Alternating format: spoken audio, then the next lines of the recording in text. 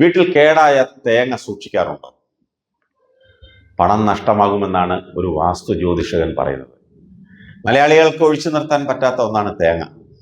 നമുക്കറിയാം, കറിയിലും തോരനിലും അവിയലിലും പുട്ടിലും എന്ന് വേണ്ട മിക്ക ആഹാര വിഭവങ്ങളിലും തേങ്ങ ഉപയോഗിക്കാറുണ്ട്. വിഭവങ്ങളിൽ മാത്രമല്ല, ഹിന്ദുമത വിശ്വാസപ്രകാരം തേങ്ങയ്ക്ക് വലിയ പ്രാധാന്യം തന്നെയുണ്ട്. മിക്ക ക്ഷേത്രങ്ങളിലും വിഘ്നങ്ങൾ മാറാനും ദോഷം മാറാനും ഗണപതിക്ക് തേങ്ങ ഉടയ്ക്കുന്നു. മംഗളകർമ്മങ്ങൾ ചെയ്യുമ്പോഴും തേങ്ങ വയ്ക്കാറുണ്ട്.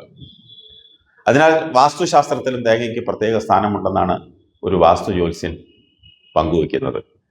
വാസ്തുവിന് വിപരീതമായി ചെയ്യുന്ന കാര്യം ജീവിതത്തിൽ ദോഷങ്ങൾക്ക് കാരണമാകുമെന്നാണ് വിശ്വാസം. പലപ്പോഴും പൊട്ടിച്ച തേങ്ങ ബാക്കി വന്നാൽ അത് നമ്മൾ ഫ്രിഡ്ജിലാകും സൂക്ഷിക്കുന്നത്.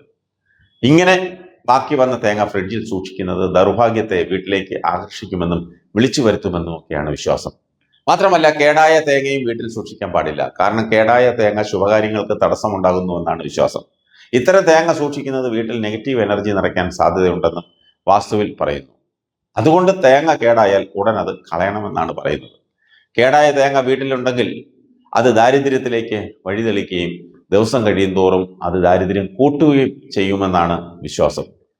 കേടായ തേങ്ങ വീട്ടിലെ ലക്ഷ്മി ദേവിയുടെ വാസം ഇല്ലാതാക്കാൻ കാരണമാകുന്നു. കൂടാതെ ഇത് കണി കണ്ട് പുറത്തേക്ക് ഇറങ്ങുന്നതും വാസ്തുവിൽ അശുഭമായി കണക്കാക്കുന്നു.